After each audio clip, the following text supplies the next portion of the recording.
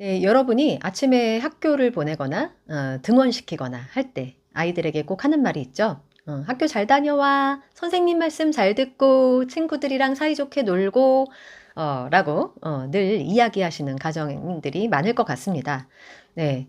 이걸 또 영미권 문화에 빗대어서 말씀을 해 보자면 그러니까 교장 선생님에게 불려가지 말고, 네, 아시는 분은 아시겠지만, 예, 영미권 문화에서는 뭐 말썽을 부리면 교장실로 이제 데려가지죠. 그래서 거기서 교장 선생님 면담을 하는 그런 문화가 있거든요. 예, 그래서 이제 영어로는 이제 behave well, 그래서 behave well, please behave yourself in school, 뭐 이렇게 얘기하는 거를 저도 어디선가 들었던 것 같아요. 그 아이들에게 영어 책을 읽어줄 때도 나오는데요. 이 behave를 우리는 이제 문자 그대로 행동하다, 뭐 이렇게 외우신 분들도 많이 계실 것 같아요. 그러다 보니까 이제 behavior, 행동이라는 단어가 나오게 되었죠. 예, 근데 이런 어떤 맥락에서 이 단어를 좀 해석을 해보자면 그냥 행동하다가 아니라 앞에 잘자가 붙어 있으면은 맞는 내용일 것 같습니다. 잘 행동하는 거죠. 잘 처신하다 해라, 뭐 이런 의미겠죠. 예, 그 잘 처신한다라는 것이 이제 학교에서는 어떤 게 있을까요? 이제 선생님한테 뭔가 이제 반항하지 말고 말 잘 듣고 친구들과도 싸우지 말고 잘 지내라, 뭐 이런 이야기라고 할 수가 있을 텐데요. 글쎄요, 이제 문화적인 차이가 각 이제 나라마다 어떤 의미가 있을지 모르겠지만, 특히나 이 동양권 문화에서는 말썽 부리지 말고 특히나 선생님한테 순종하고 이런, 예, 문화가 더 강하지 않을까라는 생각을 합니다. 제가 최근에 이제 조앤 롤링 책을 우리 주니어 스쿨 친구들하고 읽고 있는데요. 예, 거기 보면은 조앤 롤링이 어렸을 때 좀 이상한 선생님을 만났더라고요. 아이들을 차별하는 선생님. 예, 성적에 따라서 이제 나뉘어서, 예, 공부 잘하는 아이는 이쪽에 앉히고, 예, 못하는 아이는 저쪽에 앉히고, 뭐 이런 말도 안 되는, 예, 그런 선생님이 영국에도 존재를 했었더라고요. 네. 근데 이제 저도 어린 시절을 생각해 보면 차별하시는 선생님이 몇 분 계셨어요. 굉장히 저는 그때 너무나 실망을 많이 했었고, 네, 학교라는 곳에 이제 선생님이라는 존재에 대해서 그렇게 긍정적인 인상을 가지지 않게 되었던 계기가 그때였던 것 같습니다. 예, 그래서 저희 어릴 때만 해도 진짜 촌지 문화도 굉장히 셌었고요. 그리고 실제로 학교에 자주 찾아오는 부모님의 자녀에게 뭐 회장 같은 거 시키고 반장 시키고 막 그랬었던 적이 있거든요. 근데 저희 부모님은 일하시느라 바빠서 저를 잘 챙기지를 못했어서, 예, 그래도 뭐 공부도 잘하고 뭐 그냥 모범적인 아이였기 때문에, 예, 무난하게 지내온 한 학년도 있었지만 안 그런 학년이 정말 평생 지금까지 기억에, 예, 남습니다. 그래서 되게 제가 그때 무슨 생각을 했냐면, '내가 나이 들어서 언젠가 선생님을 만나면 난 인사를 안 할 거야.' 저 이런 생각을 했었어요. 예. 그래서 저 선생님을 나중에 만나게 되면은 "왜 저한테 그때 그러셨어요?" 이런 질문을 하고 싶었던 그런 마음이 있답니다. 제가, 예, 그때 그 조앤 롤링이 어렸을 때 겪었던 그런 어떤 불이한 일들을 보다 보니까 저도 이제 감정이입이 되더라고요. 네. 어쨌든 이제 세월이 많이 흘렀으니까 우리 학교 현장에 좋은 선생님들이 훨씬 더 많아졌기를 저는 이제 바라고 있기는 합니다. 근데 이렇게 우리나라에서 정말 이제 앞으로 미래 사회에 요구되는 미래 역량 중에서 정말 '이 부분은 정말 발달시키기가 힘들다.'라고 생각되는 것이 있어요. 그게 무엇이냐면 비판적인 사고 능력입니다. 왜냐하면, 예, 아무래도 우리나라의 어떤 분위기는 유교 문화도 있고, 네, 그 가족의 안에서도 어떤 예의를 중요시하고, 예, 밖에 나가서도 인사 잘하는 거 이런 거에 정말 중요하게 생각하시는 분들 되게 많으시잖아요. 그렇기 때문에 학교에서도 뭔가 말썽 부리지 않고 잘 지낸다라는 의미는, 예, 뭔가 이런 비판적인 시각을 가지는 것 자체에 대해서 그리 이렇게 긍정적으로 바라보지 않는 그런 문화가 심기어져 있는 것 같다라는 생각을 하게 되었습니다. 네.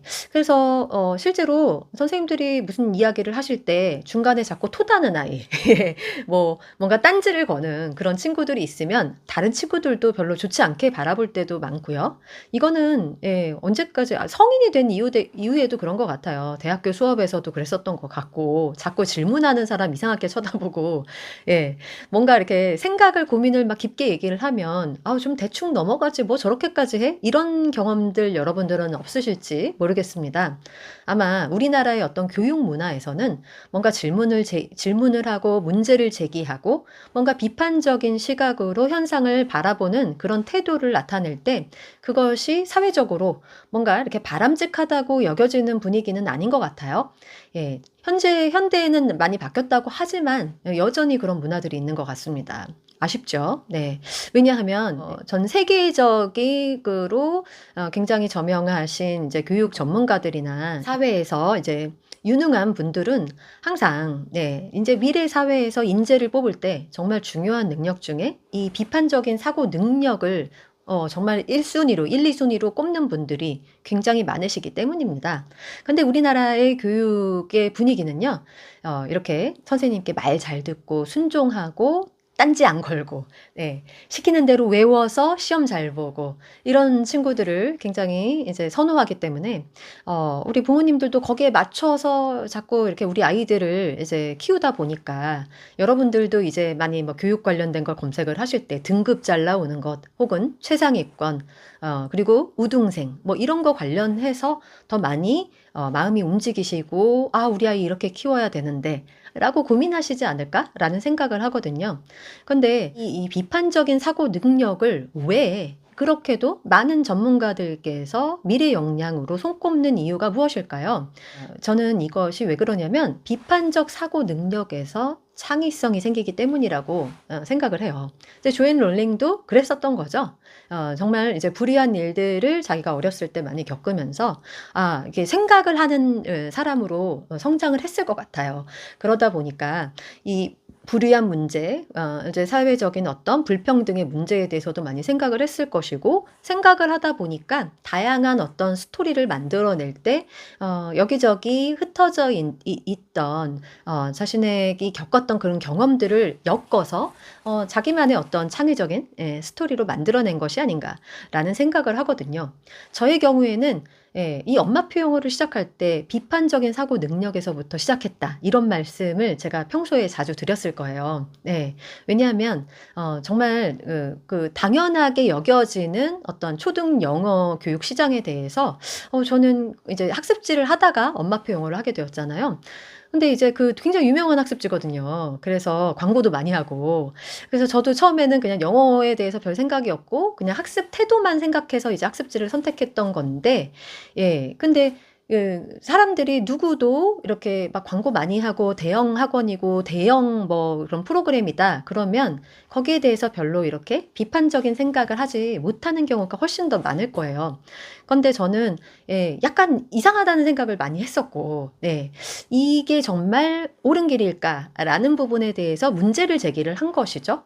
그러다 보니까 '좀 다른 교육은 없을까?' 이것저것을 좀 알아보게 되고 책도 많이 두루 보게 되고 영어 교육뿐만이 아니라 다른 교육 쪽에도 좀 관심이 좀 많이 확장이 되어서 여러 가지 책들 독서 이제 교육 관련된 서적들도 더 많이 읽게 되고 그러면서 아마도 교육 유튜버로서 이렇게 활동을 하게 되는 계기가 되지 않았을까라는 그런 생각을 하거든요. 그래서 저는 이제 여러분들께서 우리 아이들을 이제 키우실 때 아이가 자꾸 엄마한테 말대답을 한다든지 딴지를 거는 거 있잖아요. 그런 것들에 대해서 조금 더 너그럽게 관대하게 아이들의 그런 질문이나 그런 딴지를 받아주시는 그런 부모님이 되시기를 바라고 싶어요.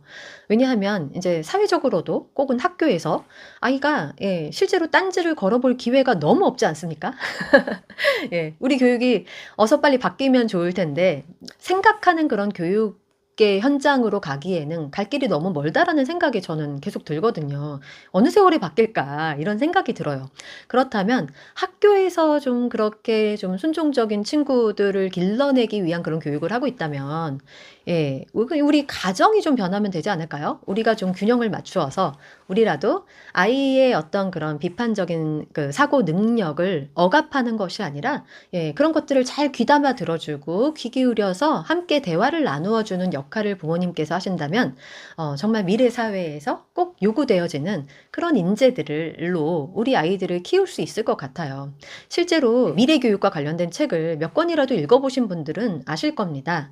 이렇게 이제 국어 점수, 수학 점수, 영어 점수, 뭐 이런 하드 스킬, 이런 것들의 어떤 수치로 인재가 증명되지 않는다라는 것을 모든 대기업이나 공기업들, 인재 전문가들은 이미 파악을 하는 그런 추세에 있다고 합니다.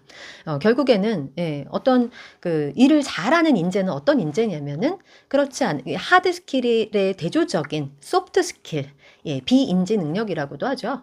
이런 비판적인 사고 능력이라든지 창의성, 그리고 협동 능력, 협업 능력, 그리고 의사소통 능력, 뭐 이런 것들에 뛰어난 그런 인재들이 실제로 그 회사를 먹여 살리고 이 나라를 먹여 살린다라는 것을 이제 많이 알게 되는 그런 추세에 있다고 합니다.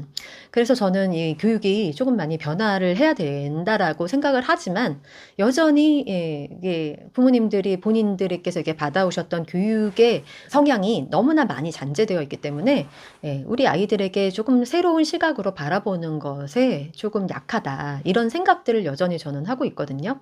그러면 여러분 이제 뭐 깨어있는 부모들께서 먼저 좀 우리 아이들을 좀 너그러이 바라보셔서 우리 아이들에게 정말 어렸을 때부터 비판적인 사고 능력, 그리고 창의적인 아이로 키워줄 수 있는 그런 환경을 여러분이 마련을 해주신다면 이 사회를 위해서 여러분들이 진짜 인재를 좀 키워내는 그런 역할을 하시는 거라고 저는 생각을 합니다. 여러분들의 의견도 좀 기다릴게요. 그래서 여러분들께서도 이렇게 수동적으로 이제 유튜브를 이렇게 보시고 가만히 계시는 것보다는 댓글로 내 생각은 어때요? 라고 이렇게 달아보시는 것. 어떤 의견도 좋아요. 이런 것들이 이제 아이들한테도 이제 본보기가 될 수 있을 것 같아요. 여러분도 한번 생각을 해볼 거 아니에요?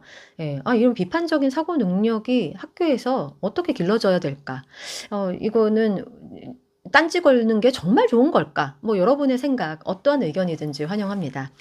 그런 것들을 좀 나눠주시는 그런 태도를 여러분들께서 먼저 가져보시면 우리 아이들이 또 보고 그냥 마냥 이제 사회에 그냥 수능만 하는 아이가 아니라 조금 더 적극적이고 능동적으로 사고하고 창의적인 그런 친구들로 자라는데 여러분들께서 이렇게 털을 닦아주시는 그런 활동을 하시는 거라고 생각을 합니다. 네, 그럼 오늘은 여기까지 마치고요. 저는 또 다음 시간에 다시 찾아오는 걸로 하겠습니다. 네, 감사합니다.